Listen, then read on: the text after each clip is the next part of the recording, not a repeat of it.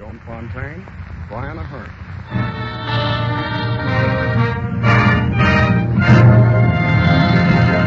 The Gulf Screen Guild Theater.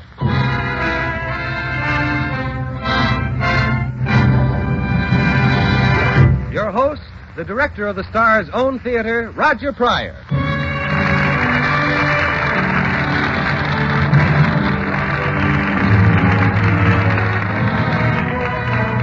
Good evening, everyone. Your neighborhood good Gulf dealer and the Gulf Oil Companies welcome you to the Gulf Screen Guild Theater. Tonight, we're privileged to present one of the most beautiful plays and motion pictures of all time, Waterloo Bridge, starring Joan Fontaine and Brian Ahern. It's a dramatic love story against a background of thrilling music by Oscar Bradley's Gulf Orchestra with Frank Tours conducting. But first, suppose we hear a brief comment on human nature by our old friend Bud Easton. All right, Bud?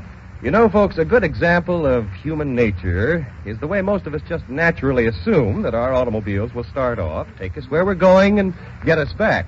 That is, until some freezing morning when the car won't start. And then the longer you keep stepping on that starter, the shorter your temper gets. So why not take a stitch in time and use that real quick-starting team Gulf Pride motor oil and Gulf No-Nox gasoline? Because even on the coldest day in the middle of the winter, it's not too cold for the right grade of Gulf Pride motor oil. No, sir. The instant you step on your starter, free-flowing Gulf Pride helps your motor turn over. Yes, and then even inside those stone-cold cylinders, Gulf No-Nox gasoline fires in a flash and your car is ready to go. And you can be sure, too, that after your motor is warmed up, Gulf Pride motor oil gives you perfect lubrication, and Gulf No-Nox gasoline gives you a smooth, quiet-running motor, knock-proof performance under all normal driving conditions. So stop at the sign of the Gulf Orange Disc first thing in the morning and get Gulf's quick-starting team, Gulf Pride motor oil and Gulf No-Nox gasoline. That burst of applause, ladies and gentlemen, is for Brian Ahern and Joan Fontaine, who are just entering our Gulf Theater stage. They step to the microphone, the house lights dim, and we present Robert E. Sherwood's play, Waterloo Bridge, with Joan Fontaine as Myra Lester and Brian Ahern as Captain Roy Cronin. There's the downbeat for the orchestra, and the play begins.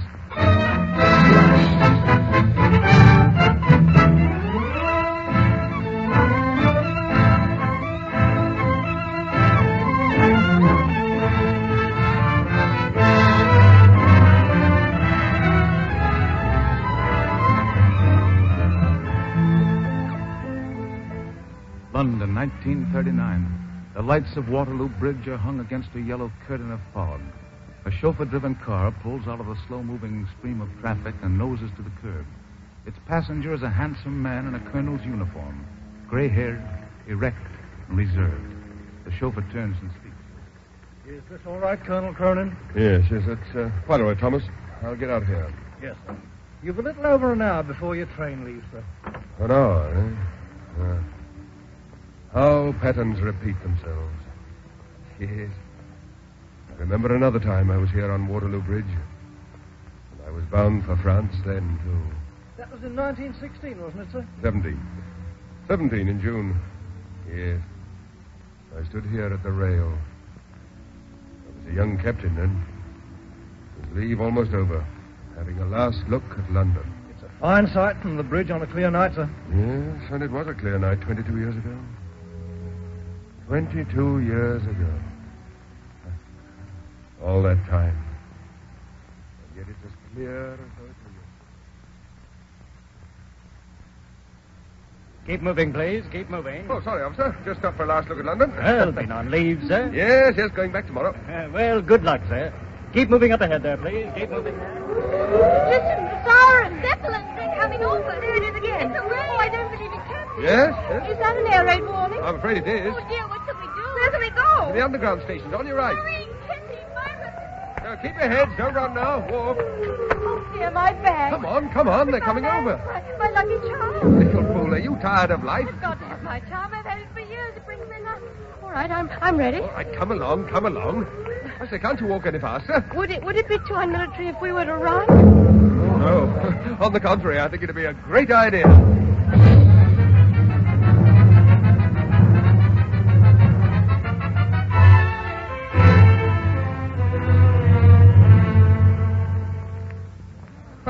Well, you can stop being frightened now.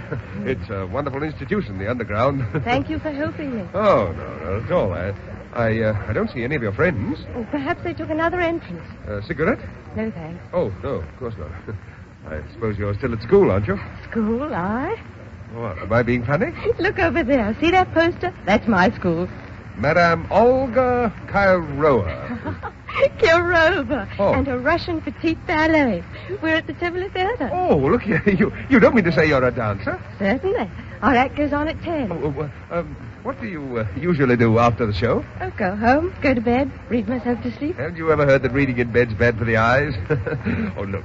Now, how about having supper with me at the Candlelight Club? Oh, I couldn't. Madame Kirova doesn't allow us to have social engagements. All clear. I'll pick you up at the stage door. Oh, no, it's quite impossible. I'll be there at 11. Oh, no, I tell you, it's quite impossible. But if you are there, please don't let Madame Kirova see you.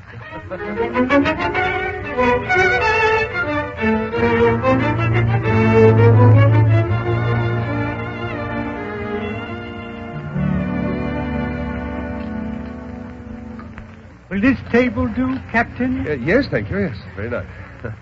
Well, what do you think of the place? Oh, I like it. Only what? Well, I really shouldn't be here. Suppose Madame Kirova heard about it. Oh, nonsense. You know, when I left you this afternoon outside the air raid shelter, I couldn't remember what you looked like. Not for the life of me. I thought, was she pretty? Was she ugly? What was she like? Do you think you'll remember me now? I think so. I'm sure I will. For the rest of my life. Really? Oh, to think. If the nations hadn't gone to war, if there hadn't been an air raid this afternoon, we might never have met. Oh, let's not blame it on the war. War's dreadful. Yes, of course it's dreadful, but it does make you aware of the preciousness of life, as you never are in peacetime. It seems to telescope time. It makes your ears so acute that you can hear the minutes, the seconds flying by. It makes it possible for two people to meet, to look into each other's eyes, and to know in that instant that they're in love. Do you think we're in love? Think?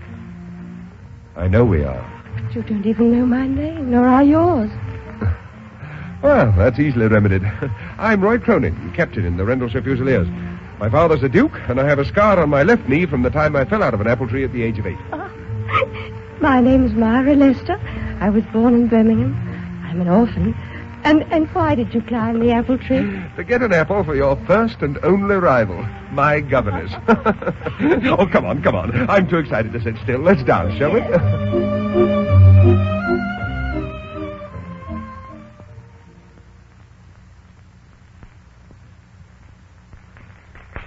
Ladies and gentlemen, we now come to the last dance of the evening. We hope you will enjoy the farewell waltz.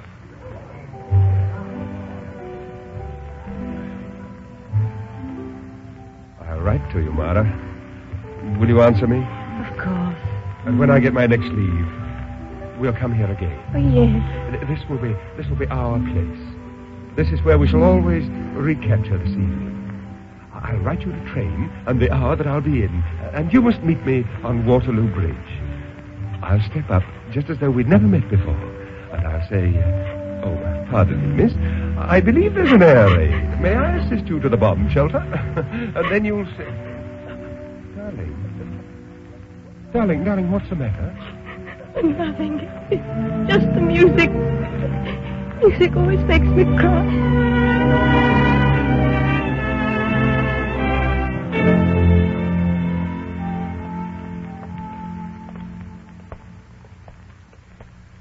Wonderful evening, wasn't it? Yes. Thank you very much. When do you leave for France? Tomorrow evening. Look here. You do think we'll see each other again, don't you? Perhaps. Well, here's the door. This where you live? Yes. Well, nothing to do about it, is there? Nothing but to say goodbye. I suppose so. Goodbye. Goodbye, Mara, dear. Goodbye, Roy. Goodbye. Please, leave me first. All right. Mara, wait. Yes, Roy? Mara, Will you meet me at St. Matthew's Church at 11 tomorrow morning? Yes, but why? Because we're going to get married. Roy, you're crazy. I know it. It's a marvelous sensation. Roy, be sensible. No, not me. But you hardly know me. Oh, I'll discover you. I'll spend the rest of my life doing it. Oh, Roy, you're only asking me to do it because you feel you've got to live your whole life in 24 We're hours. not going to get married. It's you. It'll never be anybody else. But how do you know you want me when the excitement of the war is forgotten? I never was so sure of anything in my life. The moment you left me, after the air raid, I knew I must find you again, quickly. And now that I find you, I know I must never let you go again. Does that answer you? Oh, Roy. Oh, Roy. Is that all you can say to your future husband? No, not all. The expression's old and time-worn, terribly hackneyed. But I love you. Darling.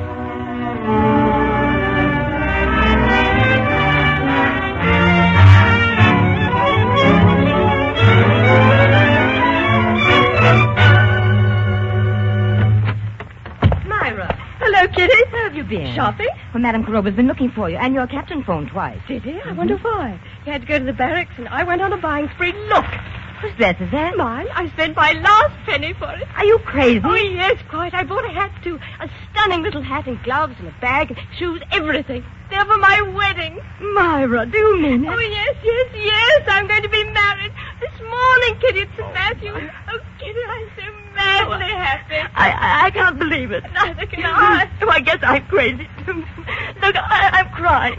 I've been crying all morning. Oh, Myra, darling, I'm so happy for you.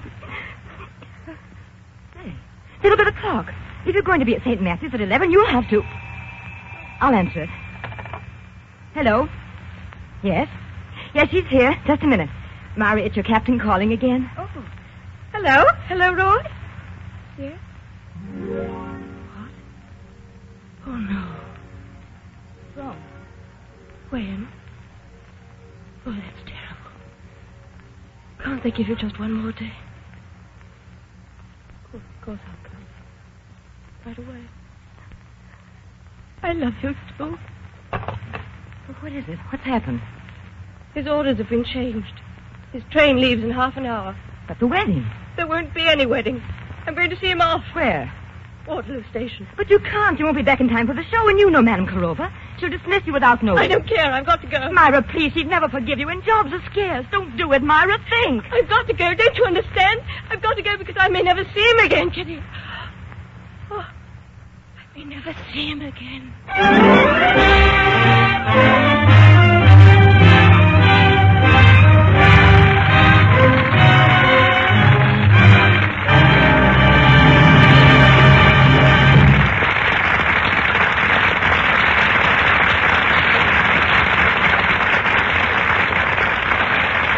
So our Gulf Theater curtain falls on Act One of Waterloo Bridge, and it's intermission time.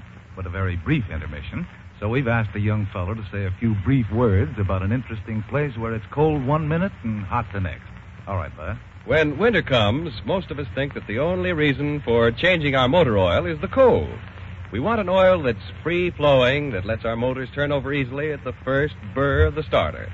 Well, there's something else to worry about, too, and that's the heat. Not the heat outdoors, but the heat inside the engine.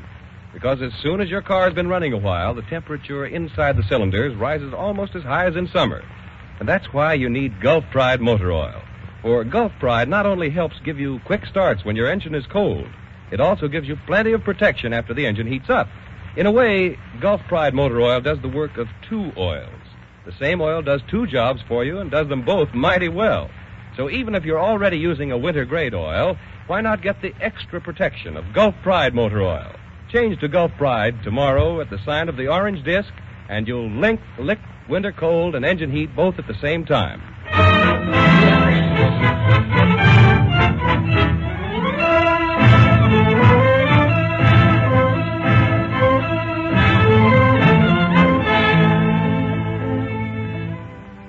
And now the curtain of the Gulf Screen Guild Theater is ready to rise on the second act of Waterloo Bridge.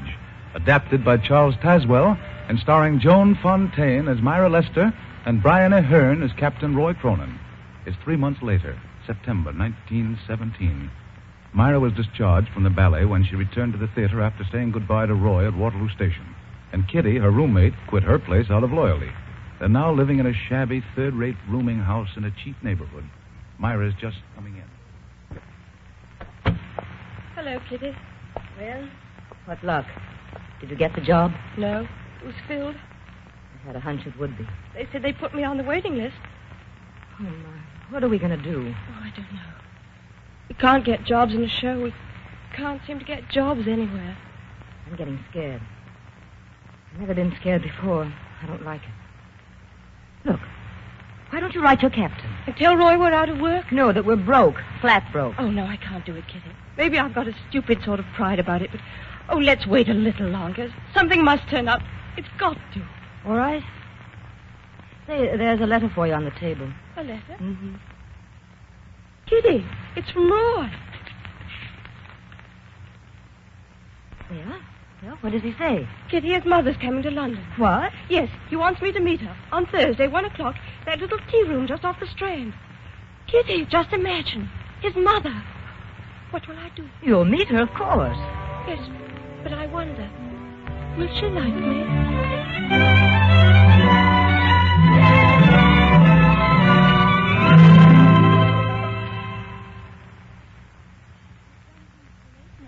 Sure you wouldn't like a cup of tea while you're waiting? No, thank you. I'm sure she'll be here any minute. Perhaps you'd like to look at the evening paper. Oh, thank you. Thank you very much.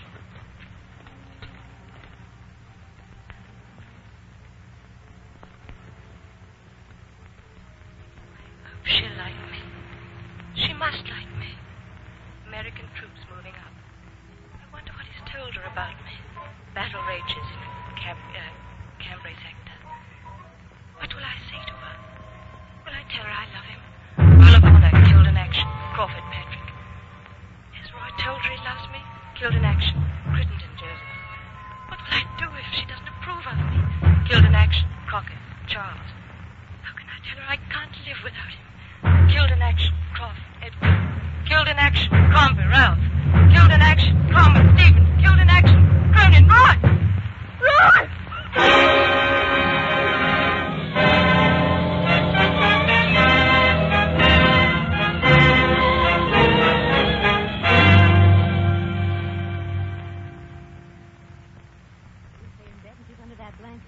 Why do you think I've been nursing you the last month? So you could run out in the rain the first time my back's turned and get pneumonia? Kitty. Here, put this hot water bottle at your feet. Kitty, Hmm? how did your show go tonight? Oh, same as usual. Have you written Roy's mother and explained why you didn't wait at the tea room to see her? That you've been sick in bed ever since? No. There's no reason why I should trouble her. If Roy's dead, there's no tie between us. Did you have a good house at the show? So. Why? You didn't ask me why I went out. I went to the theater. I thought I'd surprise you. You weren't there. Oh. Well, I didn't want to worry you, Myra. I'm not in that show anymore. I've got another job. They told me you were never in that show. How have we been living? What's the difference as long as we live? Where does the money come from, Kitty? Where have you been getting it? Just where you think I've been getting it. Myra, I've tried to keep it from you, but... You did it for me. No, I didn't. I'd have done it anyhow. You did it for me to get me food and medicine. I should have died. No, you wouldn't. You think so, but you wouldn't. I want to go on living, and so do you. We're both young, and it's good to live. Oh, Kitty, how could you do it? C'est la guerre. No jobs, no boys who want to marry you. Only men who want to kill a few hours because they know it may be their last. Oh, Kitty. Well, I suppose you think I'm dead. Oh, no. Who am I to judge? Haven't you kept me alive and fed me and sheltered me? Oh, Kitty, what's become of us? What are we going to do?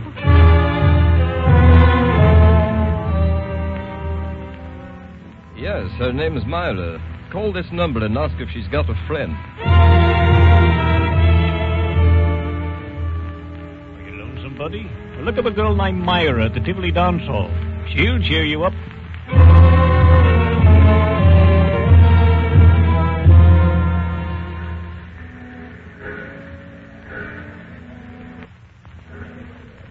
Hello, brought you luck. No, Gertie. War or peace, it makes little difference to us. There's a lot of military police about today. You better be careful. Oh, thanks. Well, the train's in. Here they come. Cheerio, Myra. Hello, soldier. Welcome home, soldier. Hello. Welcome home, Corporal. Hello, Hanson. Myra! Welcome home, Sergeant. Hello. Myra! Roy. Myra! Myra, I can't believe it. Oh, Myra. Myra, it is you. It is you. It's really you. Oh, Roy. Here, let me look at you. Oh, I'm not dreaming, am I? Oh, to think of finding you, waiting for me. Why, it's a miracle. Oh, Roy. I'm alive. Yes, I'm extravagantly alive. Oh, the months I've waited for this moment. I've begun to think it would never come. How did you know I was coming? Did you telephone to Mother? No, darling. None of that now. It's over, darling. It's all over. It's all over. We're together. But they said, I read in the paper. Didn't you know I was indestructible? Why, how could I die when you were waiting for me to come back? I've been in a prison camp for the best part of a year. Head wound, nearly passed out. That's why I couldn't write to you. But now everything's all right. Yes. Everything's all right. Oh, I've got 1,000 questions to ask you. What have you been up to? Are you still dancing? Oh, Roy. Oh, Roy. Darling, have things been terribly bad? Oh, very bad. And I wasn't here to help you. Oh, never mind. But I'll make it up to you. Why, you're never going to cry again. Except with happiness. Oh, if only I'd known you were alive. That you were in the world. I'll never leave you again, Mara. Never. No, my darling. Now, then, Miss Lester, I have a program. I'm a man of action. I'm going to telephone Mother that we'll both be up to the country on the evening train. And in the meantime, we'll be married at St. Matthew's Church. Roy, no. Darling, what is it? You're not giving me the sack, are you? There isn't someone else. Oh, no, Roy. There isn't anyone else. There couldn't be. Mother. I've never loved anyone else. I never shall. That's the truth, Roy. That's all I want to know. Now, come on, darling. Come along. We're going to do some shopping. Then you go home and get packed while I make some arrangements. Believe it or not, darling, we're going to be married by nothing less than a bishop.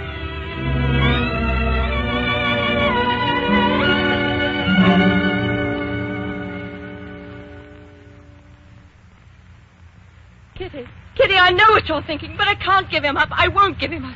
I'm going to marry him and devote the rest of my life to making him happy. Yes? And where are you going to hide? Hide?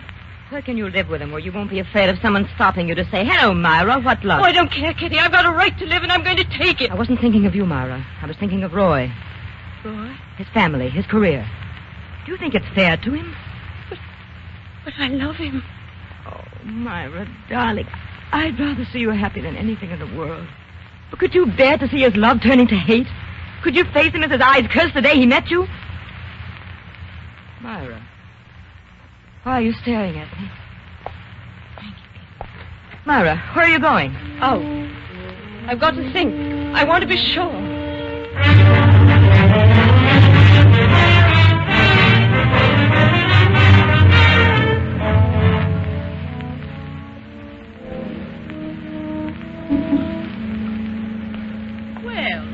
Hello, Myra.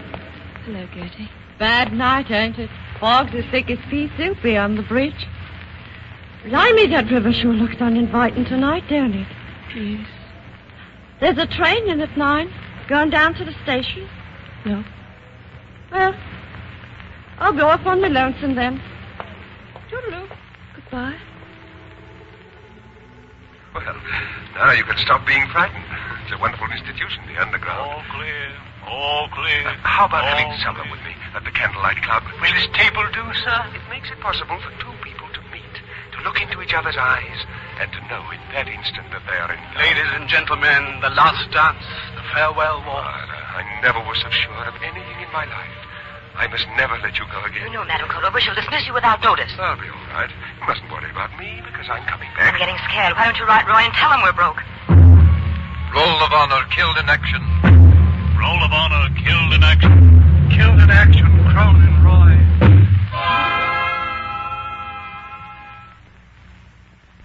Call this number and ask for Myra. I'm not going going to let you out of my sight. Not till we're married, you understand? Well. Hello, Myra. Busy tonight? You're never going to cry again, except with happiness. We'll be married at St. Matthew's, and I'll never leave you. Could you face him at because today he met you? Darling, what is it? Tell me, is there someone else? Could you bear to see his love turning to hate? Is there someone else? I was thinking of Roy, his family, his career. Is there someone else? No! No, I've never loved anyone else. I never shall. That's the truth, Roy. I love you. I love you. I love you. I love you.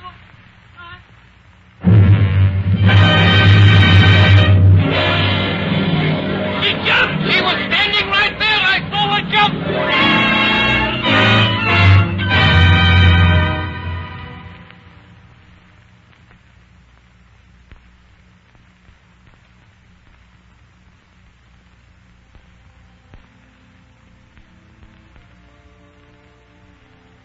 Remember you, Mara, for the rest of my life. Colonel Cronin. Excuse me, sir. Huh? Oh, yes, Thomas. Your train, sir. You've only 15 minutes to make it, sir. Only 15 minutes, eh? Yes, sir. You've been standing there at the railing for nearly an hour, sir. Yes. I was just dreaming, Thomas. Remembering another war. And an old love story. Oh, well, Thomas, there's still some work to be done. For a little while. The Waterloo station. Yes, sir.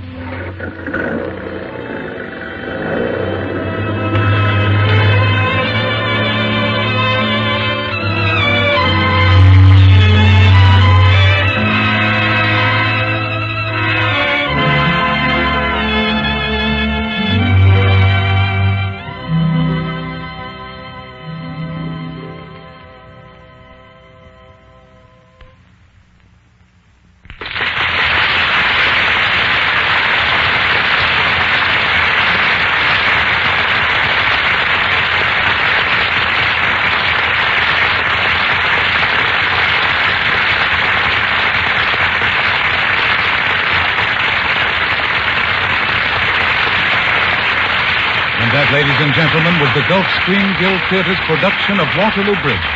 From the applause, there's no doubt that the audience here in the theater loved it every bit as much as we enjoyed bringing it to you. And we're happy, too, that we were able to present Joan Fontaine and Brian Ahern in their first broadcast together. As you know, their performance, and the performances of all the stars who appear here in the Gulf Theater, are donated. And in return, Gulf gives generously to the Motion Picture Relief Fund, to help in the great work of building a home to provide for workers in the picture industry who can no longer provide for themselves.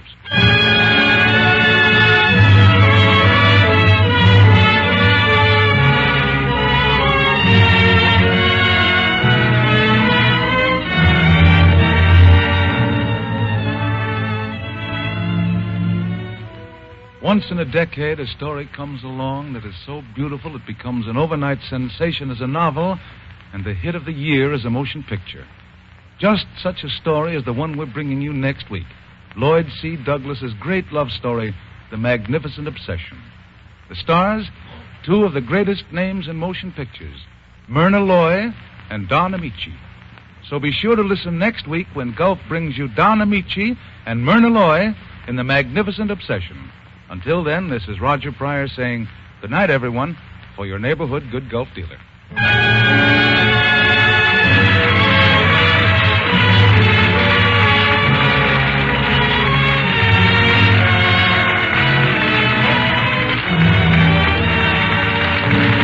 Don't forget, you have a date here in the Gulf Theater next Sunday night when we present Myrna Loy and Don Amici in Magnificent Obsession.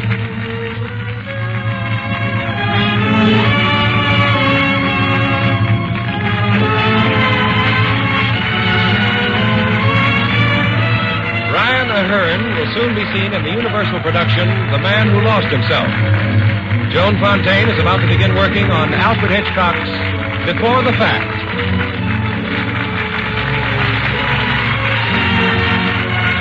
Bud Easton speaking. This is the Columbia Broadcasting System.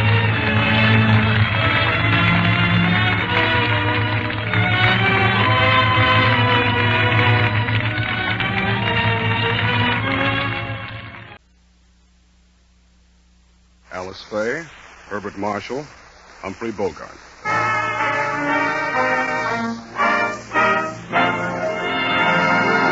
The Gulf Screen Guild Theater.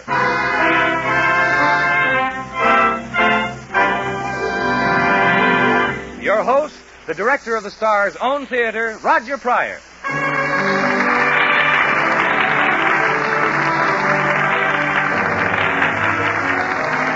Good evening, everyone. Your neighborhood good Gulf dealer and the Gulf Oil Companies welcome you to the Gulf Screen Guild Theater.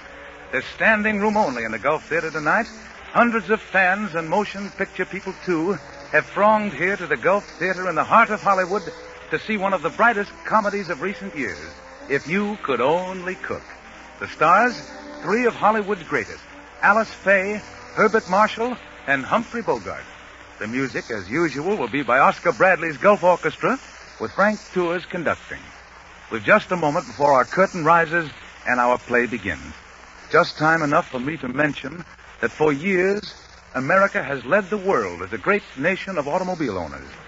Millions upon millions of private cars and thousands of miles of good roads have made this country more and more travel-minded. Now, with the completion yesterday of the greatest flight of private planes in all history, America proves that she can become supreme on the airways as well as on the highways. A great flight of more than 1,200 light planes has just been made, an amazing cross-country tour, totaling more than 3 million miles in all, and without a casualty. This tour, along the famous 4 Gulf Airways to Florida, sponsored by the Gulf Oil Companies and directed by Gulf's Major Al Williams, is a great tribute to the skill of the individual pilots and to the high quality of the Gulf gasolines and Gulf motor oils used exclusively for this trip. Thus, once again, the same Gulf quality that you get when you stop your car at the sign of the Gulf Orange Disc has helped make another first in the history of transportation.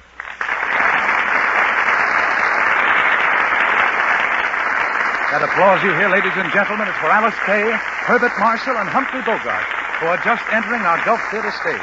They step to the microphones, and we present If You Could Only Cook, with Herbert Marshall as Jim Buchanan, a somewhat harassed automobile executive, Alice Faye as Joan Masters, a young lady looking for a job, and Humphrey Bogart as the big-time racketeer Dan Nolan. I'll step into the role of his henchman, Flash. Here's the cue to the orchestra, and the show is on.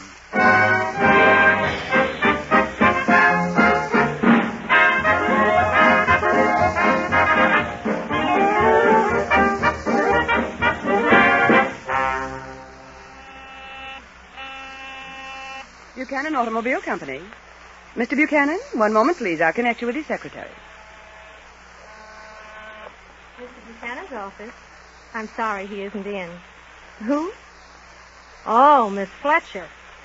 But he isn't in, Miss Fletcher. Sure, I know he's going to marry you next week, but until then he's his own boss, isn't he? Look, he erupted out of a director's meeting half an hour ago. Well, you might reach him by carrier pigeon. You see, every time he gets upset, he takes himself for a walk in the park. What's that, Miss Fletcher? How do I know what park? Go away, pigeons. Shoo, go on. I haven't any peanuts. Go away. Make yourself a nice pigeon nest and sit in it. You know, you birds are just as stubborn as my board of directors. Only you sound a little more intelligent. You're welcome. All right, since you insist upon this board meeting, I'll tell you what I think of each one of you. You, Flanagan. I was designing automobiles while you were still selling insurance. And you, Mr. Collins. You're still living in the day when a buggy whip was standard equipment on every horseless carriage. Mr. Lannon, you're a fool. Brown, you're an idiot. Jones, you're an nincompoop. You forgot the little moth-eaten pigeon here on the end. Huh? Who? Oh, I beg your pardon. I didn't know there was anybody else on the bench. Don't mind me. If you want to tell these pigeons off, go right ahead. I really haven't... Well, I've nothing against pigeons. I know. You've lost your job and you're mad at the world. Isn't that right? Here. Better look this over. Look whatever. The want ads. Help wanted mail. Oh. Well, you see, I don't really want... Oh, you'll never find anything if you don't look. You don't want to go on relief, do you? Well, I'd like to avoid that as long as possible. What kind of work do you do? Oh, typist, secretary. What's your particular line? Automobiles. Grease monkey, huh? Bet you look cute in a uniform. Well, See anything in the paper you like? No, there's nothing that really appeals to me. Well, when you've been out of a job as long as I have, you won't be so particular. Gee. I wish I was a couple. A couple of what? People. The only good ads are for couples. Here, just look at this one. Yeah, you're right here. Cook and butler, $175 a month. Wow. Now, if you could only cook. But I can. I'm a marvelous cook. Say, wait a minute. Can you buttle? Buttle? Yeah, you know. Very good, sir. Dinner is served, madame. You coach, sir. There's nothing difficult about that. Well, then, what are we waiting for? Come on. No, wait a minute. No, not so fast. Look, it's a job, isn't it? Yeah, I know, but we're not a couple. Well, that is, we are a couple, but not in a legal sense. Anyway, I haven't said I'd do it. But you have to It's do too it. fantastic. I'd like to talk it over. Oh, save your talk for the interview. It's the chance of a lifetime for both of us. Wait till I look up the address. But look, I don't even know you. We Right here. can't Here do a it is, thing here like... it is, here it is. Apply to D.F. Nolan. Nolan Manor, Longhaven. Come on, let's go. Now, wait a... Nolan? Did you say D.F. Nolan? Uh-huh. Why, my dear girl, Nolan's the biggest racketeer in the city. I wouldn't care if he had 6 heads. He's still paying $175 a month. Come on, what do you say? Wait. I'll take it up with my board of directors. What do you say, Mr. Flanagan? And you, Mr. Collins? Oh, you think I shouldn't go, huh? Well, you can all go jump in the lake. You mean we're going after that job? You bet we are. And let's hurry before some other couple beats us to it.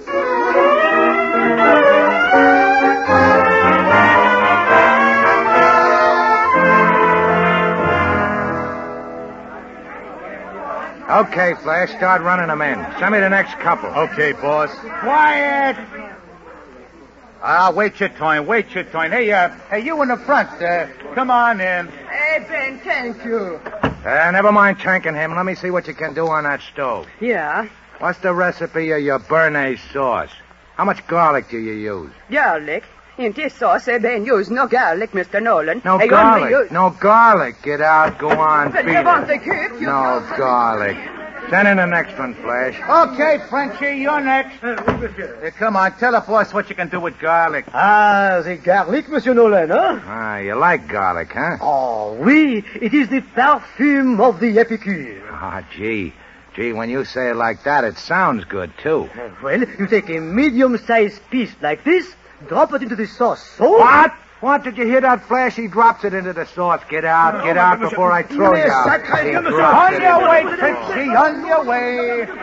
Here's the next couple, boss. Butler and cook. The guy seems to know his onions, but you better ask the dame about her garlic. Oh, come here, sister. Now, how much garlic do you use in béarnaise sauce? Garlic, Mr. Nolan? Well, in this particular sauce, you want only the ghost of the shadow of the flavor of garlic. The ghost of the shadow. The garlic should be suspended between thumb and forefinger above the saucepan and gently wafted back and forth like this. The ghost of a shadow wafted back and forth. There. Now taste that, Mr. Nolan. Oh, baby, the job is yours. Honest? Sure, say, what's your name? Joan? Okay. And how about your old man? My name is James, sir. James Burns. Swell. I always wanted a butler named James. Wait a minute, boss. Now, what's the matter, Flash? Well, if I'm going to bodyguard you, I got to ask these a couple of questions. You and your sense of duty. Hey, you two got references? References? References? Well, you see, sir, unfortunately, our trunks were lost. Yeah, they fell off the boat. What boat? Well, what difference does it make what boat? They fell off the boat. They're hired. Now, wait a minute, boss. I got a right to know what boat. Of course, it was the Mauritania. There. You see, Flash? Now, that's enough questions. Take them upstairs and show them where they bunk. I'm going to lap up the rest of this sauce. The ghost of the shadow.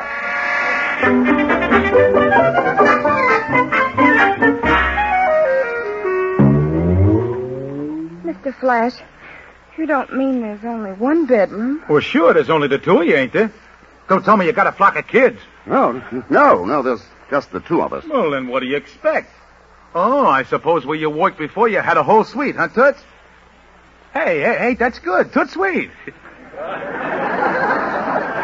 Very funny. Good night, sir. You don't get it. I said, whole sweet, Toots. Good sweet, huh? Thank you very much. Good night, sir. Okay. The boss wants his breakfast at 8. That's the trouble with these servants. They ain't got no sense of humor. Well, Joan, it was nice while it lasted anyway. What do you mean? Well, I mean, obviously we can't stay in the same room. Oh, I know we can't. But there's a balcony right outside that door. We'll take turns. One of us sleeps in here, and then the other one... Gets pneumonia, All right, give me the blanket. Oh, Jim, you aren't angry. Angry? Why, I'm as happy as a bird. And I probably feel like one sleeping on the balcony. Well, I know I rushed you into this thing, and I hope you won't be sorry. You see, things have been going so badly for me, I just had to do something. No job, no money. Honestly, I was desperate. Why, you poor. I guess we better not talk about it tonight. But I do want you to know how I feel. Well, here's your blanket. Thanks.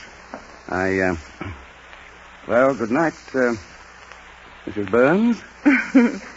Sounds funny, doesn't it? Good night, Mr. Burns. Oh, you won't have to lock that door. Oh, thank you. Well, good night. Well, I hope it'll be cozy for you. What was that?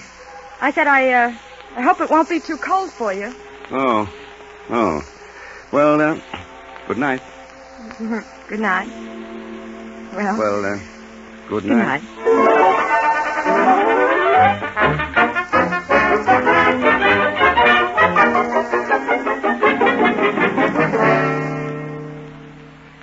Did you get Mr. and Mrs. Burns all settled, Flash? Yeah, but, boss, I tell you, there's something phony about them two. Ah, you're too suspicious. Boy, what a cook. I'll lay you 6'2", and even right now, that guy's a G-man. Yeah, well, since when does a G-man travel around with a dame? She could be a G-woman, couldn't she? Now, listen, Flash, if there's anything phony with either one of them, they ain't going to live to talk about it. Now, stop worrying. Okay. Oh, but say, I just thought of something. They said they came over this morning on the Mauritania, didn't they? Well, so what? So the Mauritania happens to be a troop transport now. Well, so what? So if they was on the Mauritania, they ain't a cook and a butler. They're a couple of English soldiers in Egypt. Okay. Just keep your eye on them. That's all, and tell the boys not to open up when they're around. I still ain't going to lose a cook like that. Hey, look out the window. Oh, what is it, boss? Look, up there on the sleeping porch. Who's that guy with the blanket? Well, it ain't no Indian. It's that guy, James. I told you something was phony. He's gonna sleep out on the porch. Now, put that gun away, will you? Now, you see? Supposed to be married, huh? And she's sleeping in a bedroom, and he's sleeping on the porch. Now, what do you think of your friend, the G-Man? I think he's a dope.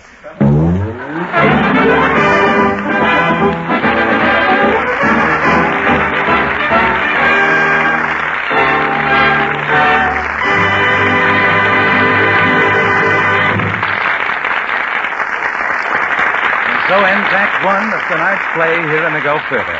The Gulf curtain will rise immediately after our usual brief intermission. While we're waiting, we'd like to debunk some of the things you've been hearing lately and give you the straight-from-the-shoulder facts. All right, Bud. You know, folks, these days you hear a great deal about quick starting for your automobile. And a lot of the things you hear make quick starting seem like something magical and mysterious, but it's not at all. Just remember this. Quick starting depends primarily on two things: your motor oil and your gasoline. When you step on the starter, your motor oil can either help your motor turn over or hinder it. And your gasoline will either fire immediately or it won't. That's the whole thing in a nutshell. And that is why we urge you to use Gulf's quick starting team, Gulf Pride Motor Oil and Gulf No-Nox Gasoline. Gulf Pride Motor Oil because it's free-flowing, therefore helps your motor turn over even in the coldest weather. And Gulf No-Nox Gasoline because it fires in a flash, even in icy cold cylinders. Moreover, Gulf Pride Motor Oil and Gulf No-Nox give you a smooth, quiet-running motor. So if you want a quick starting, stop at the sign of the Gulf orange disc for Gulf Pride Motor Oil and Gulf No-Nox Gasoline.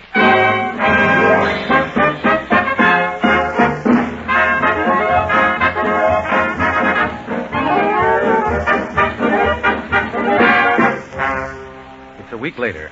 We find our four friends pretty much as we left them, only more so. Nolan is crazy about Joan's cooking and is eating his head off. Flash still has his watchful eye and his suspicious leer, only more so. Joan is interested in her job, and Jim Buchanan, alias James Byrne, is interested in Joan, only more so. As our scene opens, Dan Nolan is at the dinner table, still eating his head off. I'll have another generous helping of that stuff, sister. It's delicious. Oh, but Mr. Nolan, I've already filled your plate 8 times. What do you mean 8 times? It was only 7. What do you think I'm, a pig? Very well, Mr. Nolan. You can have all you like. Do you mind if I go to the kitchen? I have some work to do. Okay, but leave the bowl here. Thank you. Why, Jim, what do you think you're doing? I thought I'd wash the dishes so you'd have a little less work to do. Well, thanks. But since when do you wash dishes with a whisk broom? Huh? Well, I couldn't find anything else. It does a good job. You know, I've been watching you for the past week, and I don't think you've ever done any real work in your whole life. That's ridiculous. Where did you work last? Why, at the Buchanan Automobile Company. What were you? Shipping clerk? No, I was really very close to Mr. Buchanan. Bucky, I called him. Really? I suppose you could walk right into Jim's private office. Jim? You mean Bucky? No, I used to call him Jim. Oh. You were very close to him, too, huh? Mm-hmm. I was his private secretary. He couldn't make a move without me. Really? Now, tell me more. Well, as a matter of fact, I'd still be with him. But, you know, his fiancée is very jealous. She certainly is. I mean, I've heard a lot of office gossip. But he writes me and begs me to come back. You see, he's really in love with me. Yes, I think he is. I mean, I can see that he couldn't help it. Oh, he's wonderful. So noble, so tender, so sweet, and, oh, so romantic. You're dripping soap suds on the floor. Why, do you know he cried like a baby? He was so heartbroken. But I told him to be brave. It was probably for the best. Yes, things generally are. Oh, I guess it's fate. Evelyn Fletcher gets married tomorrow and gets James Buchanan. And when I get married someday, what'll I get? I don't know. What? Probably get stuck with somebody like you.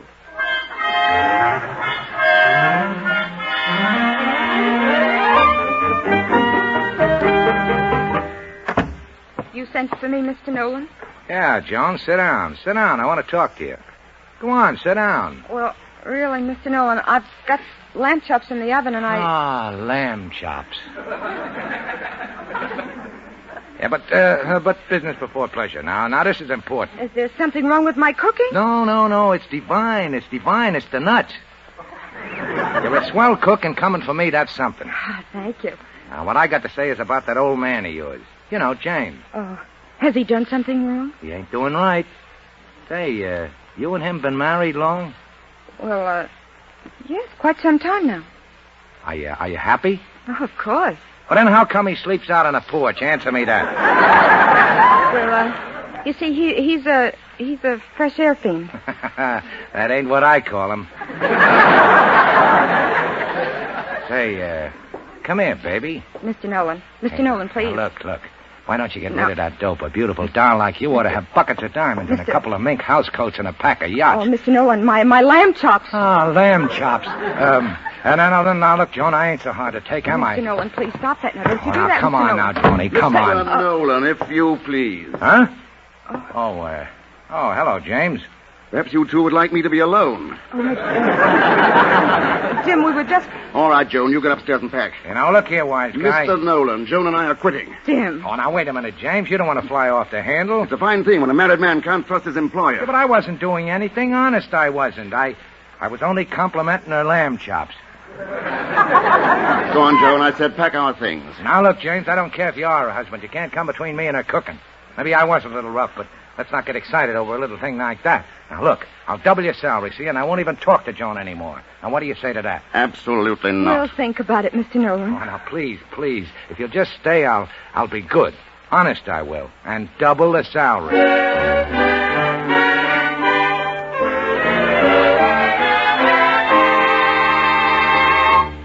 Now, look, Joan, you're sure not thinking of staying. Well, why not? There's nothing vicious about Nolan. Why, he's as harmless as a kitten. Yes, and you're catnip to him. Now, Jim, let's sit down a minute and discuss this like sensible human beings. There's nothing to discuss. Come on, let's get packed. But why? I don't see any reason for it. No reason. Do you think I can go on working for a man who makes passes at my wife? Your wife? Certainly. What kind of a husband do you think I am? Why, we're not even married. Oh, that's right. No. I seem to be forgetting that. Joan. Yes, Jim. Joan, Well, I don't know exactly how to say this. Yes, Jim. Well, what I mean is, what if this fellow James Buchanan, the one you said was in love with you, what if he would have come to you... Oh, he won't. No, but suppose he did. What if he decided that he couldn't marry Evelyn Fletcher tomorrow? He was too much in love with you. Oh, Jim Buchanan would never do a thing like that. What makes you think he wouldn't? Well, he's just not that sort of man. Jim told this Evelyn he'd marry her, and he will. He'd never back out on a deal. Well, but what if he knew he was madly in love with you? That he'd never be happy with the other girl? Well, he'd keep it to himself. That's because he's honorable and fine. That's what I loved about him. You don't know what you talked yourself into. Now, look, let's not talk about James Buchanan anymore. What was it you wanted to tell me, Jim? Not a thing, Joan. Not a single blessed thing.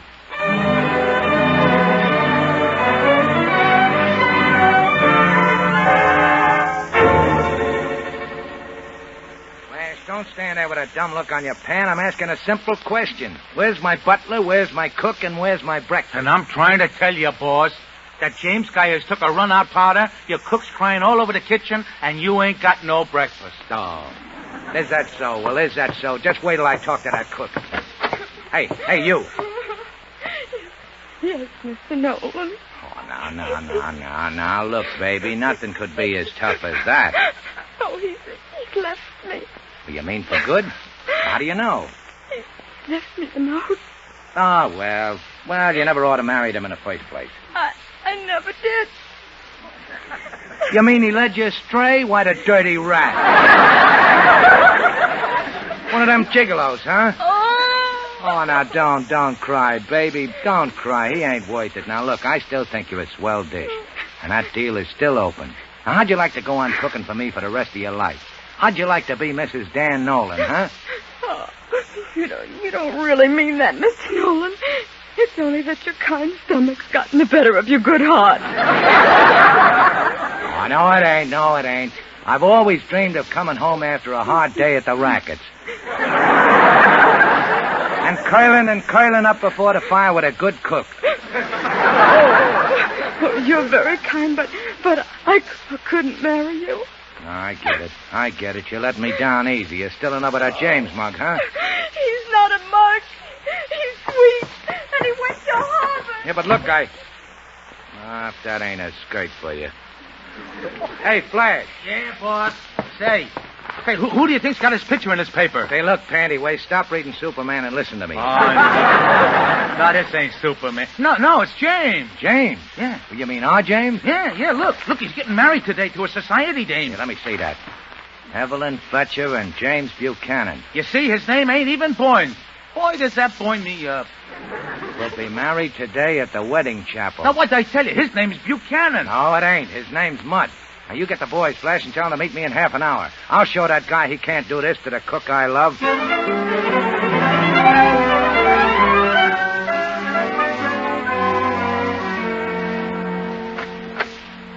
Evelyn. Jim, you mustn't come in. You're not supposed to see me in my wedding dress until the ceremony. I've got to see you, Evelyn. I've got to talk to you. But, darling, there isn't time. There's the wedding march. Evelyn, I'm not going to let you make a mistake. Yes? Pardon me. It's time for the ceremony. We'll be right there, Reverend Tuttle. Thank you. Now, what do you mean you won't let me make a mistake? Well, I think you'll be very unhappy with me, Evelyn, and if you want to call off the wedding... Call off the wedding? Are you crazy? What about all my friends? What about all my bills? I mean, are you stark staring mad? Yes. I do hate to keep bothering you all the time, but the guests are becoming restless. We'll be right out, Reverend Tuttle. Oh, thank you. Now, Mr. Buchanan, I'm waiting for an explanation. Now, look, Evelyn, you don't care anything about me. I know it. You know it. The whole town knows it. What's that got to do with it? Yes, come in. Excuse me, I do hate to keep annoying you this way, but the ceremony... Oh, dear me, what's that? All right, everybody. Just stay put and you won't get hurt. Now stand to one side, Grandpa. I beg your pardon. I'm Reverend Tuttle. Oh, well, stick around. Well, if it ain't our little James. Hello, Nolan. What do you want? Get out of here. That's just what I'm doing, lady. Come on, James. I want to have a little talk but with you. But he can't go. He's getting married to me. Not on my time, he ain't. Come on, James. Move and move fast. You too, Reverend Tuttle. I? Get going. By all means. You'll excuse us, Evelyn. Stop! Come back. You can't get away with this, James Buchanan. It's a trick. I'll show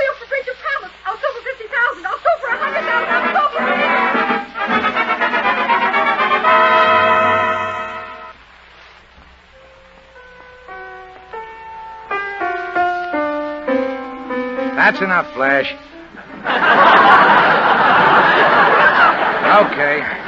Okay, now let's get this thing over. Joan, you take hold of James's mitt like Reverend Tuttle says. Mr. Nolan, I refuse to be the bride at a machine gun wedding. See here, Nolan, I'd like to ask you something. You don't ask nothing. You've been trifling with her heart and ruining her cooking. Now you're going to marry her. But who said I wanted to marry him? Well, you told me you loved him not 2 hours ago. She did? Did you say that about me? Sure, right in here in this room. Now go ahead, Reverend, make it short. Do you, James Buchanan, take this woman to be your lawfully wedded wife? Buchanan? Did you say Buchanan? Sure, Jimmy Burns and James Buchanan are one and the same guy. I mean to love, to honor, and... Buchanan? You're James Buchanan? And cherish, and will you please keep quiet? Yes, Buchanan, you know, the one you told me about. The one who's so sweet and understanding. As long as... Remember? I cried like a baby. I was so heartbroken, and you as told me to be brave. I do. Oh, how could you? Please, I can't go on with all this disturbance. Keep talking. Oh, please, sir, there's no need for gunplay. Do you, Joan Masters, take this man to be your lawfully wedded husband? Go away from me. Leave me alone. Joan, wait. You've got to listen to me. You said once you were in love with Jim Buchanan. To love, to honor. You said that already. Yes, but I have to say it to both of them. As long as you both shall live. And you were laughing at me all the time, getting a great kick out of kidding me alone. Well, do you take him for your lawfully wedded husband? She does. Joan, darling. I love you enough for two men, Jim Burns and Jim Buchanan. In sickness Look, and... I've got a great solution. Why don't you commit bigamy? Marry both of us. In sickness and in health? I don't want to get married. I don't want to have anything to do with men. I don't want to marry anybody. Whom God has joined asunder, let no man put together. Oh, I mean... Joan, don't you understand? I love you. Oh, Jim. I mean, whom God has put asunder. Oh, dear, what do I mean? You mean you pronounce a man and wife. Okay, now they're married. Now let's get back to the kitchen. I'm hungry.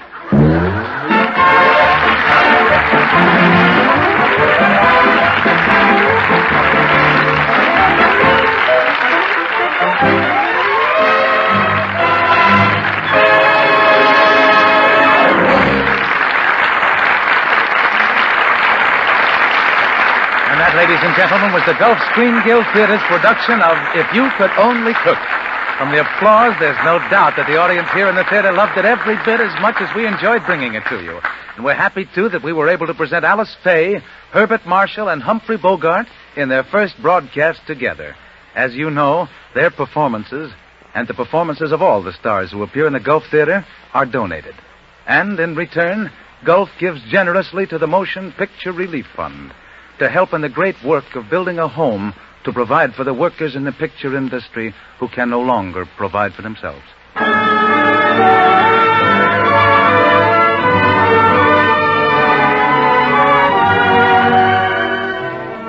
Next week, the Gulf Screen Guild Theater brings you the show you've all been waiting for, that rip-snorting comedy western, Destry Rides Again, with Henry Fonda, Paulette Goddard, Walter Brennan, and Lloyd Nolan. So be sure to tune in next Sunday night at the same time when the Gulf Screen Guild Theater presents Paulette Goddard, Henry Fonda, Lloyd Nolan, and Walter Brennan in Destry Rides Again, with music by Oscar Bradley's Gulf Orchestra with Frank Tours conducting. Until then, this is Roger Pryor saying good night, everyone, for your neighborhood good Gulf dealer.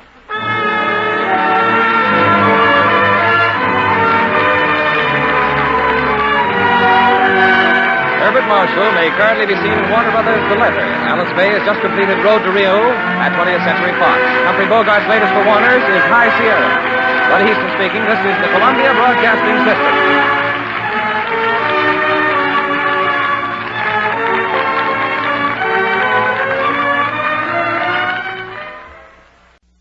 Paulette Goddard, Henry Fonda, Walter Brennan, Lloyd Nolan.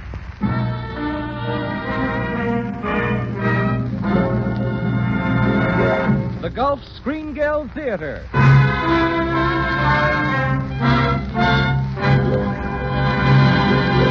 Your host, the director of the Star's own theater, Roger Pryor.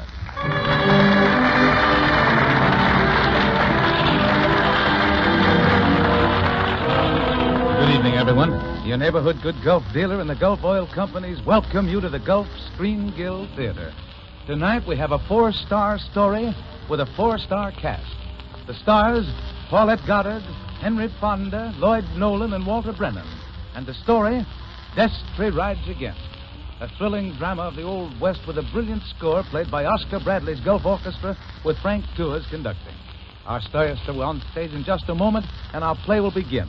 Meanwhile, here's a little anecdote I'm sure you'll find mighty interesting. All right, Bud? One cold winter day in the small village of Booth Bay Harbor on the coast of Maine, Mr. W.H. Simpson got out his magic carpet. It was a real 20th century magic carpet equipped with four-wheel brakes, headlights, and an engine. Just such a magic carpet as every motorist owns, a modern automobile. But Mr. Simpson was taking a trip very few motorists take, a 7,000-mile trip. He started off driving hard and using Gulf Pride motor oil, changing it regularly. Not once did he have to add oil between changes until he ran out of Gulf territory in the west. Then he put in another every 100 miles. What a change from Gulf Pride. For Gulf Pride had succeeded many times that distance. That practical test proved to this thrifty Yankee that there's a reason for Gulf Pride motor oil. You see, Gulf Pride is made differently from all other motor oils, refined by the famous Alchlor process that Gulf alone uses. This extra method of refining removes up to 20% more of the easy oxidizers found in other premium oils, and thus makes Gulf Pride resist air to an extraordinary extent. Gulf Pride forms less carbon, sludge, and varnish. It stays up to the mark better, vaporizes more slowly, does a finer job of lubricating. So give this amazing 100% pure Pennsylvania oil a trial in your car. We predict you'll never use any other oil but Gulf Pride motor oil.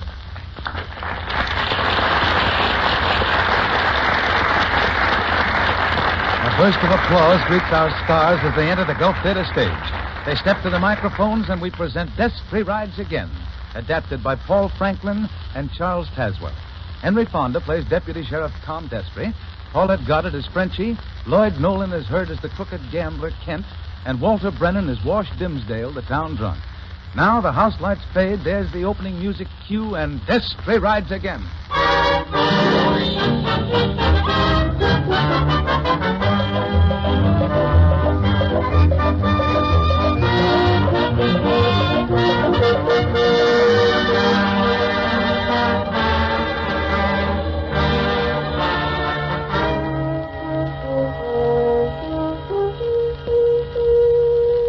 The year is 1870.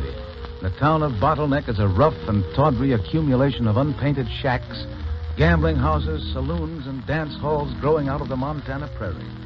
The Last Chance Saloon is the roughest, loudest, bawdiest spot in Bottleneck, and is owned by a man named Kent and his partner, the girl called Frenchie, who runs the roulette wheel.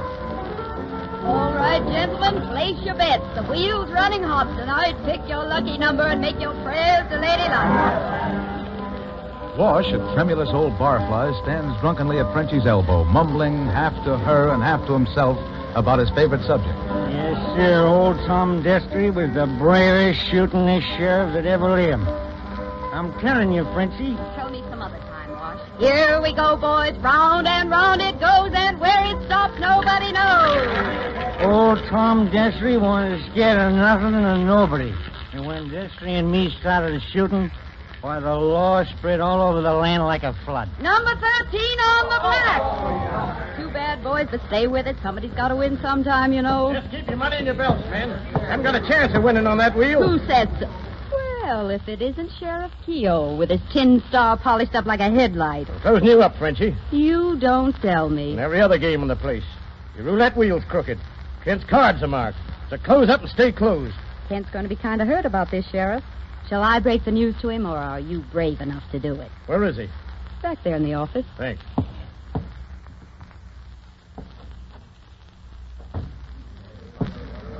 Hey, what's up, Frenchie? The sheriff's come to close us up, Mayor. I told Kent he was a troublemaker when he appointed him. He's gone in to talk to Kent.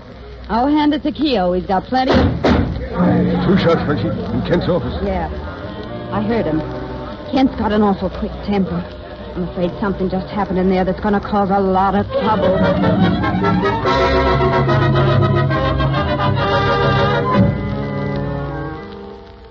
Come on, Clara. Stop shaking and powder my back. Yeah. Yes? Yes. All right, come in. Get out of here, Clara. Yes, sir. Yes, sir. That's just what I think. Well, what about Sheriff Keogh? Well, I told everybody he went out the back way. Had a sudden call to go out of town. Won't they ask questions when he never comes back? They'll have to find his body before they can prove anything. I didn't bargain for murder when I teamed up with you, Kent. Now, don't get soft-hearted on me, Frenchie. All right, I still say it was a mistake to kill Sheriff Keel. The mistake was appointing him sheriff in the first place. Well, who's the lucky man you've selected for your next victim? I don't know. Could be Jip, Steve, any one of our boys. Wouldn't it look pretty crude if you put in one of your own crowd? Yeah, maybe you're right. Say, I know just the man. He's right outside hanging on the bar. Elect him sheriff, give him a bottle a day, and the town's yours. Who are you talking about? Our local drunk and windbag, the Honorable Wash. Wash Dimsdale. Well, of course, it's a natural. Oh, Frenchie, you're wonderful. Come on. We'll go out front and break the news to the mayor. Have him tell Wash he's our new sheriff.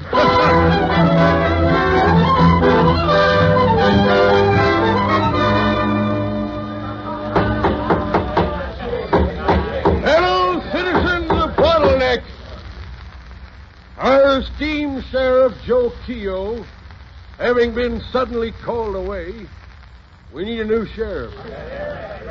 Therefore, I here and now appoint his successor, that paragon of courage, that credit to Bottleneck, Mr. Wash Dimsdale.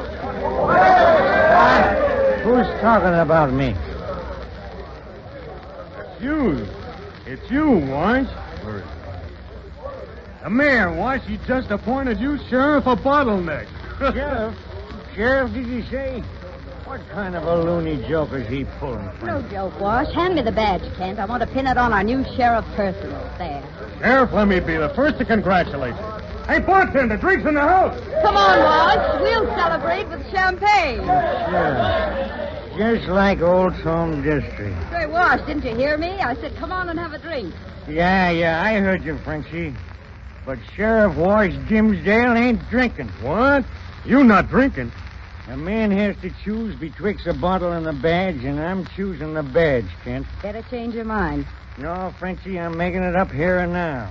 This town needs respect for law and order. And you're going to give it to us, huh? When I was Destry's deputy, we handled ornery up bunches, and you got here. Sure, but Destry's been dead a long time. Maybe so. But young Tom Destry's alive. I'm sending for him to be my deputy. You're what? He was handmade by his pa to be the fightingest man in the Hull West. Yes, sir, I'm sending for him to come here by the first stage. We'll clean up this town, me and him, and you'll see. Destry will ride again. I'm sending for him. I'm sending for young Tom Destry. Destry. Ain't he the guy that cleaned up Tombstone? Yeah, Tombstone and Points West. You know, Kent, I hate to be a pessimist, but I wonder if we haven't made another big mistake.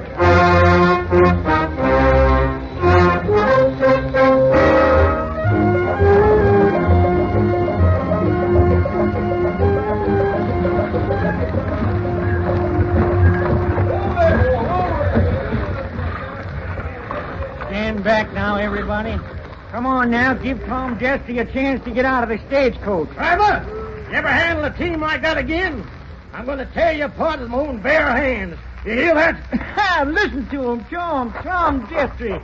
Welcome to Bottleneck. Sorry, partner, but my name's Carruthers. Then where's Tom Destry? Oh, Wash. I'm Tom Destry. Guess I changed some since you last saw me. You, Tom? Oh, I guess I didn't expect to see Tom Destry dressed up like a dude wearing an umbrella. Washed, I knew a man once named Stubbs. Thought he saw a potato bug on his leg. Well, Stubbs reached out and grabbed her and nearly lost his hand. He judged by her looks. Darn thing was a bumblebee. And as for the umbrella, it was raining when we left Pecos. Huh? Well, Tom, this here's Kent. Kent? Tom Destry. Howdy. Well, so you're Tom Destry, huh? Yep. Sure have heard a lot about you, Mr. Kent. Yeah? Maybe you've heard I got a hobby. That's funny, so have I. Mine's carving napkin rings. That's so. Mine happens to be collecting deputy sheriff's guns. So you better give me yours right now. Sorry, but that's one gun your collection's going to be mine. You mean I'll have to take it? If you can. Tom, look out! Keep your hands right where they are till I frisk you. You make one move and I'll be hanged. You ain't packing a gun. Nope, I never reckoned I'd need to be healed in Bottleneck. Huh. And after all we heard, the great Tom Destry's son, a no-gun sheriff. Well, if this ain't a hot one, say, come on over to the last chance. I want you to meet Frenchie. Boy, is she going to get a big laugh out of you.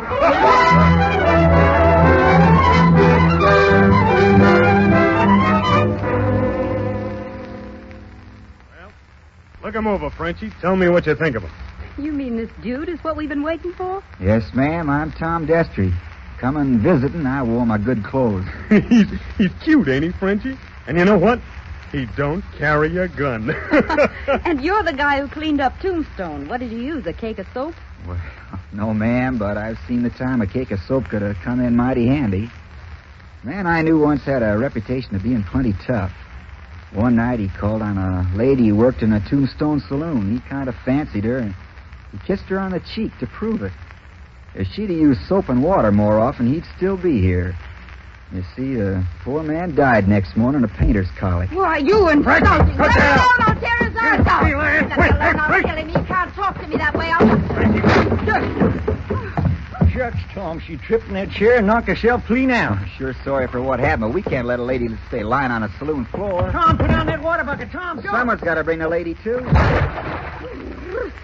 Who did that? Who threw that water on me? No, he's lying, ma'am. I did it with a little bucket. Get out of my way and let me at him. I'm going to tear him apart. Look out, Tom. You got a hold of that lamp. Now, ma'am, you should never throw a lamp underhand. Dodge this one there. Ooh, now, if you got to throw glasses, make sure mine's got beer. I'll beer you. I'll break your neck. Careful, ma'am. I'll show you. Fritzy, look out that tape.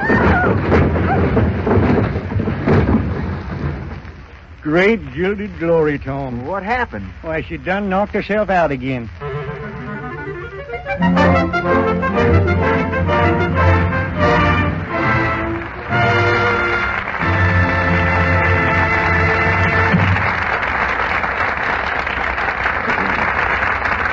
We'll continue with Act 2 of our Gulf Theater production. Destry rides again in just a few seconds. Just time enough for Bud Heaston to do a little reminiscing about the good old days. Please, Bud?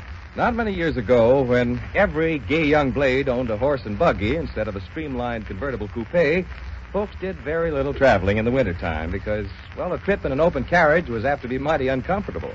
Not only that, it required often lots of preparation, what with hitching up old Dobbin, getting out the horse blanket and the family blankets, filling the wagon with straw or hot bricks to keep your feet warm, and things like that.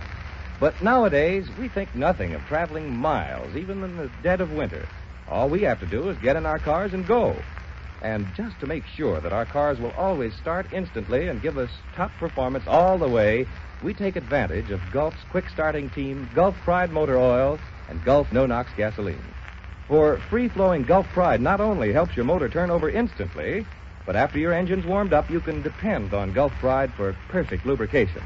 And Gulf No-Nox Gasoline not only fires in a flash, even in icy cold cylinders, but it gives you smooth performance every mile of the way. So for trouble-free winter motoring plus real quick starting, get Gulf Pride Motor Oil and Gulf No-Nox Gasoline.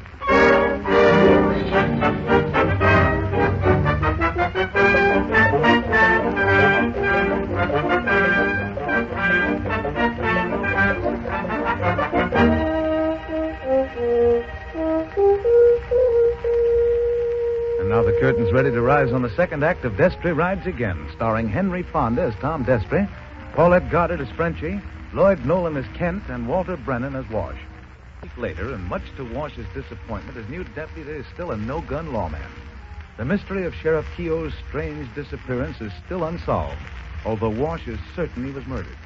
Destry is asked to carry on the investigation in his own way, and as the scene opens, he's calling at Frenchie's house in the hope of getting some information. Miss Frenchie, say for you to come right along in, Mr. Destry. Thanks. Yeah, he is, Miss Frenchie. Get out of the way, Clara. Yes, ma'am.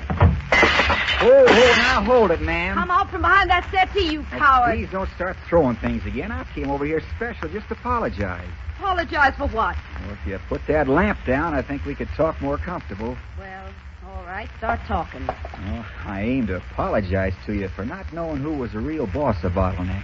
So you're finally starting to get some sense, huh? Why, you might call it that. Now, I could have stomped in here shooting off my face about rumors I've heard. Such as?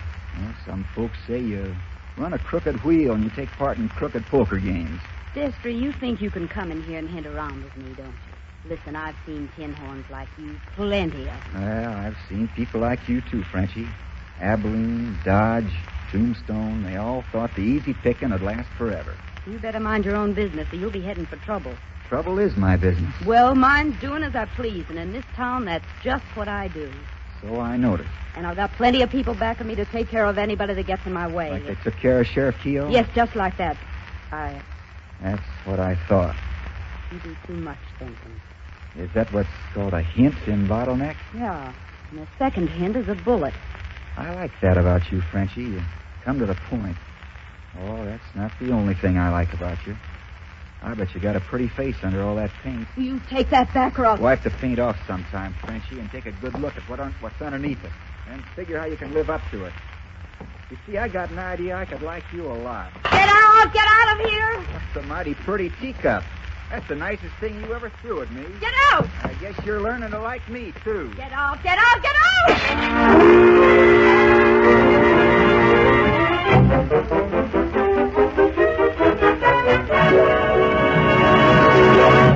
Great gilded glory, Tom. Chasing after Frenchie and getting this town cleaned up. Why don't you strap on them guns and put Kent and his gang in Boot Hill Cemetery? 'Cause that's not my way, Wash. I had a friend once, an opry singer. Went into the cement business. One day he fell into the mixer, and now he's in the cornerstone of the post office in St. Louis, Missouri.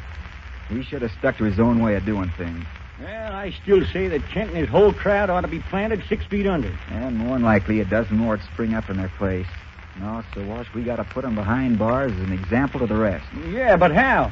Well, do you think Sheriff Keogh left town? Oh, of course not. No matter what Kent says, I know. He was ventilated with a .44. Suppose we was to find, what do them lawyers call it, the corpus delicti, the body of the deceased? We ain't got a chance of doing that. I think we have, Wash. Come on, let's go over to the last chance and have a little powwow with the only witness to that shooting, Mr. Kent himself.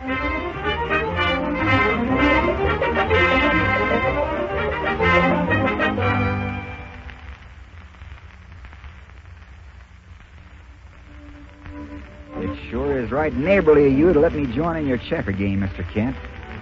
You know, most folks around here ain't so friendly. Well, see, we just don't like sheriff. I'll jump your man here. Uh-huh. Well, they tell me Sheriff Keogh wasn't very popular. Every time I mention his name, people look scared. Guess I'll have to take one of your men now. Well, look who's visiting us. Hello, Destry. Good evening, Miss Frenchie. Maybe checkers is your game. In checkers, you can take a man without using a gun. Tom was just asking about Keogh, Frenchie. Destry, you seem to make a habit of wasting your time. I'm telling you now, Destry, that Keogh left town. I know. Only I got to thinking maybe he left something behind. Something like a body. Yeah?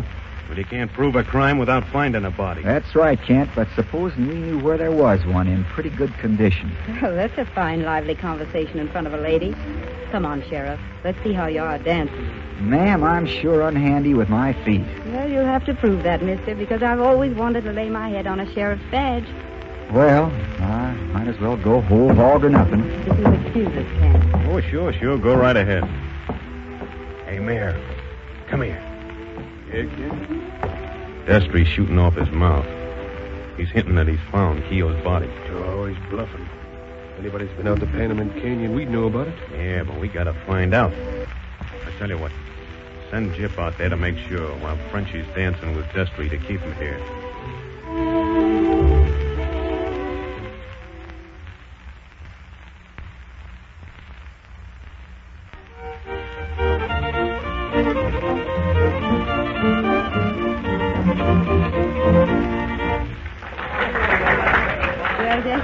How did you like it? It's pretty good. Especially that part where they call your left arm up and your right around her waist, dance with a pretty girl face to face. Yeah, that's twice you've said I was pretty.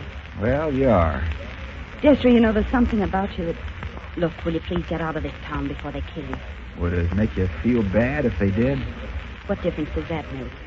A lot. All right. Then will you go for my safety? Tom, it worked. It worked, just like you said. We'll talk it over outside. But I found it, Tom, out Panamint Canyon. Shut up, Wash. Can't you see? So, Sheriff, you've been out to Panamint Canyon, huh? Tell me, what did you find? You ought to know, Kent. He followed Jip. We followed Jip when you sent him out of here, and he led us right to Keogh's body. Yeah, and I got Jip locked up in a jug on a charge of murder. Oh, if there isn't something being poured into your mouth, something else is being spilled out of it. Let him talk, Destry. Kent doesn't seem to be enjoying it. Shut up, Frenchie. Well, they haven't got a case against Jip. You're darn tootin' we have, and what's more, we got a circuit judge coming in on the morning stage to try him. And maybe you, too, if we can get Jip to talk. Oh, yeah? Well, thanks for the information, Wash. Only I wouldn't count too much on Jip talking. A lot of things can happen before morning.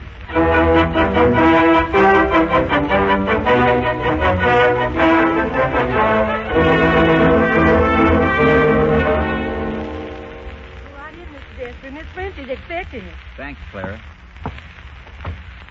I got word you had to talk to me tonight, Frenchie. Yes, I had to. I'm leaving town and I want to see you before I left. Why, it's kind of sudden, ain't it? No, I should have left here long ago. And I ought never to have tied up with Kent. I'm glad to hear you say that. I reckon folks are going to miss you here. What about you? Yeah, me too. Where do you aim to go? Back where I came from. New Orleans. Have you ever been there? No. Wonderful there this time of year. Tom, will you come with me? How about it?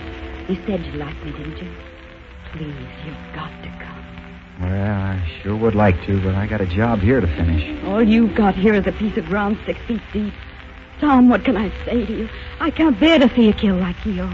What makes you think I will be? Because I know Kent. The stage leaves tonight. Promise me you'll be honest. Why are you so afraid for me? Because I love you, that's why. I've loved you since the first moment you walked into town. Well, go on, laugh, why don't you? Because I don't see nothing to laugh about. You don't think I'm so bad? Bad? Didn't I tell you once I had an idea I could like you a lot? Tom.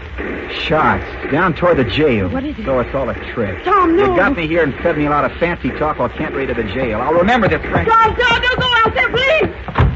Tom. Oh, you poor fool.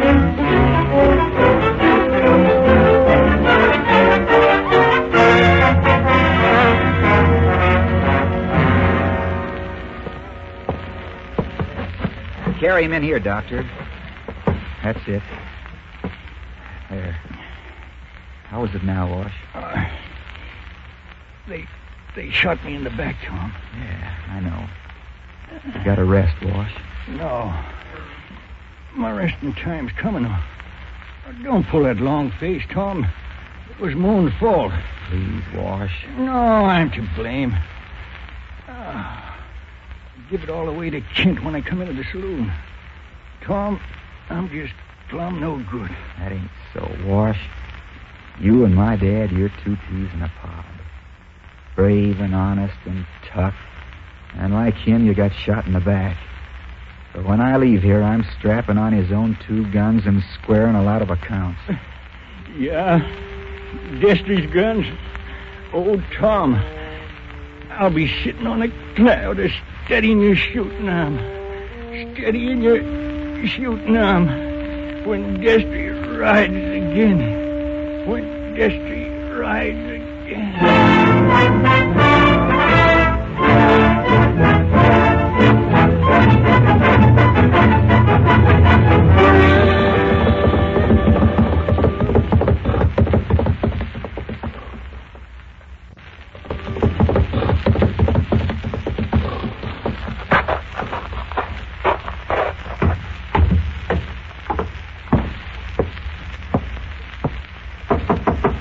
Kent? Kent, do you hear me? This is Destry, Kent. I'm coming for you. Don't come in, Tom. He'll kill you. This is Destry, Kent, and I'm coming in. Tom. I've been waiting for you, Destry. That gun you're packing loaded? With slugs that have got your name written all over them. Your gal friend came down to plead for your life. Now she can stay and watch you die. Tom, you don't stand a chance. Why didn't you listen to me? I've listened to a lot of things today, Frenchie. You and Wash while he was dying with a bullet in his back. Now I'm tired of listening. Kent, you're finished. Look who's talking. It's Tom Destry talking, Kent. And this time I'm packing my guns. Now, just to give you a break, suppose we let Frenchie here start counting. And when she gets to 3, I'll figure your hand is filled.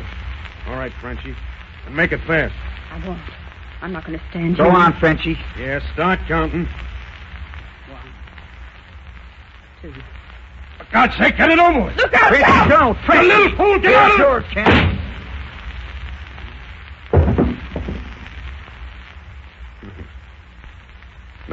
Nice shooting, Destry. You win. I reckon that top card in any game is a dame in love.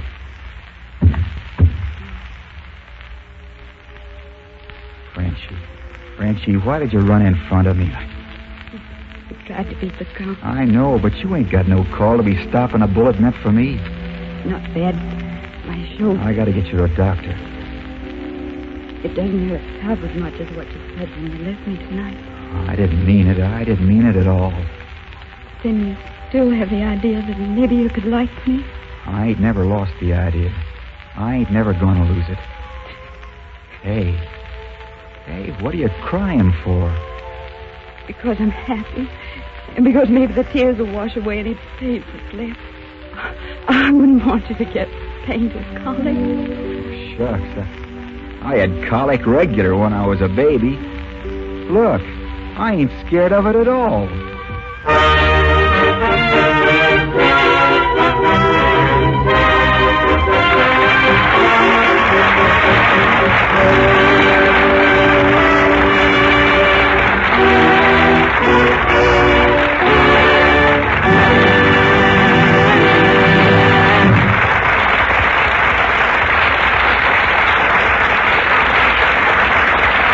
Ladies and gentlemen, you have just heard Paulette Goddard, Henry Fonda, Walter Brennan, and Lloyd Nolan direct from the stage of the Gulf Screen Guild Theater in Hollywood. The 4 stars you heard tonight, like the famous screen personalities we have brought you in the past, all donated their performances. In return, Gulf has contributed handsomely to the Motion Picture Relief Fund in order to help build a home that will provide for the workers in the picture industry who can no longer provide for themselves.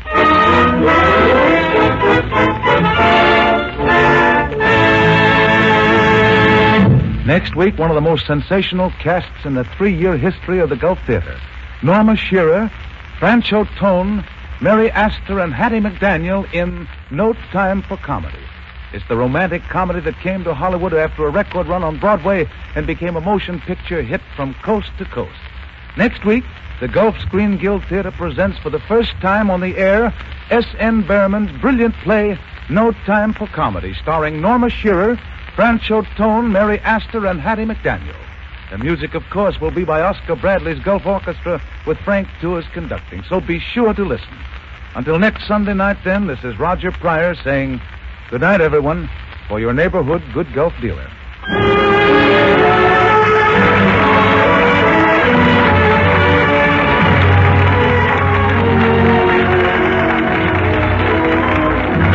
Paulette Goddard is currently appearing in second chorus. Lloyd Nolan starts filming soon on Too Bad Angels. Henry Fonda will soon be seen in Lady Eve, all at Paramount. Walter Brennan's latest is Frank Capra's Meet John Doe. Bud Easton speaking. This is the Columbia Broadcasting System.